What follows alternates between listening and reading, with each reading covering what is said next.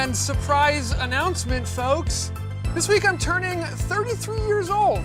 It's my birthday this week, and 33 is a significant number. It is the year in which Jesus lived until before he rose from the dead, but 33 is the Jesus year, and it's got me a lot thinking about numbers and age and time and quantity. And today we're going to take on numbers as a theme. No, not numbers specifically about my beef with Count von Count and his Transylvanian numeracy lunacy.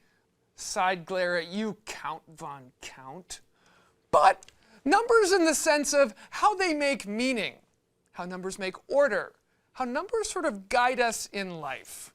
Now, numerology in the Bible or religious tradition is a whole field, and I'm not even going to claim to be an expert numerologist or dive down that rabbit hole. If you Google biblical numerics, get out your calculator, folks, and your Excel spreadsheet and cancel your evening plans. But all I'm seeking for in this show is exploring a little bit of truth while hoping to quantify some meaning in this, yes, crazy world, folks. So I honestly thought a good place to start this journey was, as my friend Julie Andrews suggests, at the very beginning. It's a very good place to start. Maybe the effects people can make that sound better. We'll see. Well, maybe not at the very beginning, like the first book of the Bible, but how about we just start at the beginning, say the fourth book, called, Old Testament drum roll please, Numbers. Nice, like it up there. The book of Numbers. Folks, we all know it's the Jan Brady of the Pentateuch, buddies with black sheep sibling Leviticus. And it is called Numbers because, and I didn't know this, it contains a record of the numbering of the people in the wilderness of Sinai and of their numbering afterwards on the plain of Moab. Interesting factoid. Bet you didn't know that. Share that with your friends at dinner time. And I guess I wasn't too far off thumbing through Numbers when I realized if I just subtract 2 books, there I would be from Numbers to Exodus. Reacquainted with the original top 10 list, folks. Way before David Letterman and the internet invented lists, God said to Moses, or Mo as he called him, I'm pretty sure, here's my 10 commandments.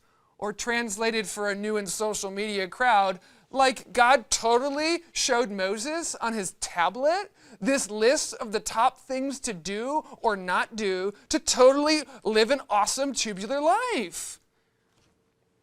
I'm not from Southern California, but that's my attempt. In fact, folks, I guess these 10 numbered commandments were exactly what I needed. So old school and retro that I almost forgot about them, not necessarily their essence, but I actually forgot the specifics of the 10 commandments. And I thought maybe others have too. Or maybe I'm outing myself as a heretic. I don't know. It's been a while since I went to Catholic schools. So allow me to not just regurgitate. Can I say that on Catholic TV? Regurgitate? Yes? Okay, very good. This original top 10 list, but maybe we'll see if this might be useful to anyone else who needs a numeric refresher and what we'll call the number 1 best top 10 list, given on a 7,497-foot mountain to a man who likely looked like Charlton Heston. But we really can't know for sure because there weren't camera phones in the Old Testament. Or something shorter if you're tweeting, folks. By the way, if you're tweeting, hashtag the lens CTV. Maybe when I say this, you guys can make an acronym. But here we go. This one you all know for sure. I am the Lord your God. You shall worship the Lord your God, and him only shall you serve. Here's the translation, folks. Respect the Creator. Respect. Don't be a narcissist. Looking at you. And worship yourself either. Just know thy Maker. And like after a David Ortiz home run,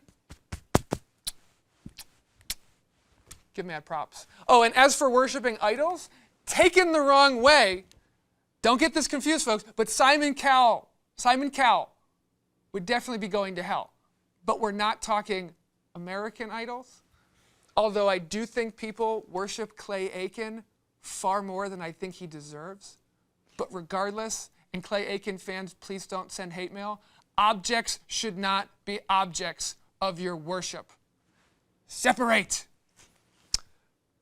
Commandment number 2.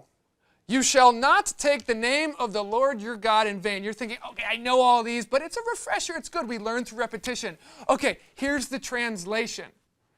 There are so many ways to couple the God and Jesus with other spicier non-Catholic TV friendly words, okay?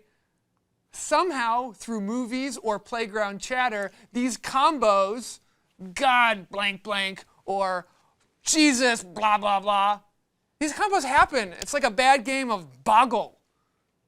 I'm going to say practice the old school, darn it.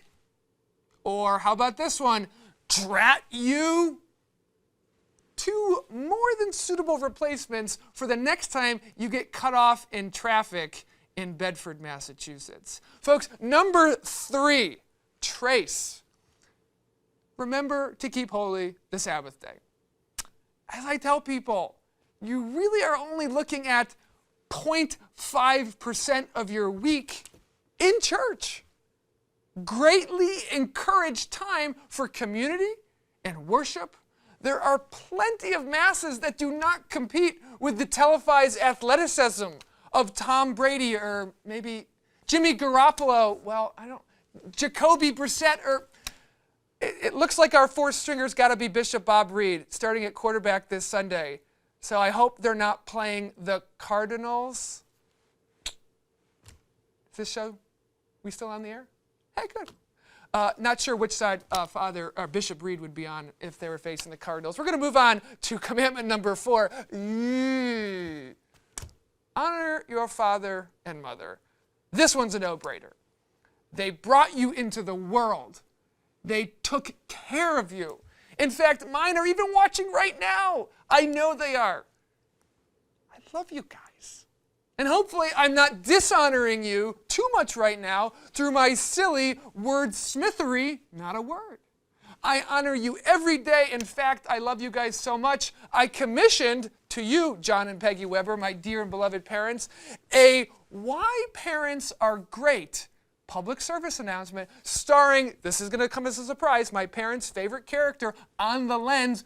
My show, their favorite character is prop master, studio manager extraordinaire, Charles Green. Mom and Dad, enjoy your personal PSA. Honor thy father and mother. As a kid, when the Decalogue was recited, this commandment rarely failed to provoke an eye roll. The grown-ups wanted us not merely to worship and obey God, but to honor them, all part of their war on fun. Yet, like so much else in life, what seems at first foolish is later understood to be wise. It was as a parent that I began to understand this commandment, not in the sense of inculcating in my offspring a sense of filial piety yielding to their leaping to their feet with a snappy salute whenever I entered a room, or bringing me my pipe and slippers when I returned from the toils of the day, but rather a sense of the debt I owed my parents in raising me their love, intelligence, and from time to time their wholly justified exasperation gave me the tools that I needed to confront the fearful responsibility of parenthood. You didn't come with instructions printed on your forehead, you know, I once explained to my daughter. Your mom and I do the best that we can, and we do what we do because we love you. It's just that sometimes we love you loudly. One time when she was about 6 or 7, whilst enjoying some ice cream with her brother in the back seat of the minivan after returning from the beach, this smart young lady's face clouded all of a sudden. Injustice had been detected. "Daddy, there's a Mother's Day and a Father's Day. Why isn't there a Kids' Day?" she demanded. As a lengthy silence filled the van, we gazed at one another. Her face suddenly cleared and she said, "Oh, I guess every day is Kids' Day. Like I said, smart young lady. Thank you, Charles. Hopefully no one wants the fifth commandment me. They don't want a fifth commandment me for commissioning that piece. Interesting segue, by the way. Number 5, you shall not kill.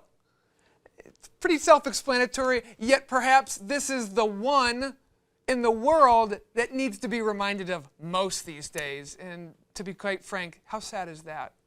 The fifth commandment, how often we need to be reminded of that. Number 6, you shall not commit adultery. Also a problem. If you make a vow, promise, or commitment, try and hold it.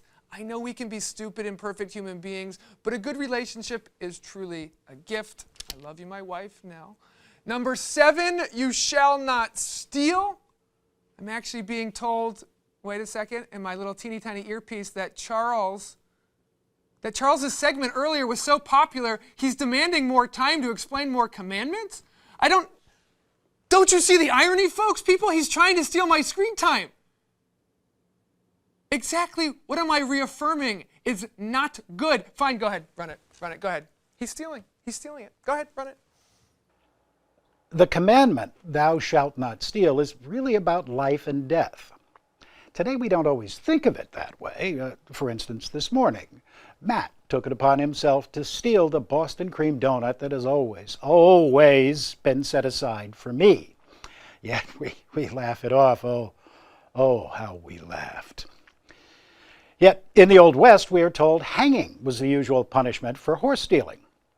This was because a horse, although lacking sweet chocolate frosting and delicious cream filling, was vital to survival. Even today, there are parts of the world where a thief's right hand is cut off. This renders him forever unfit to share at the communal table. Matt, you're a man of taste. We're told that revenge is a dish that people of taste prefer cold.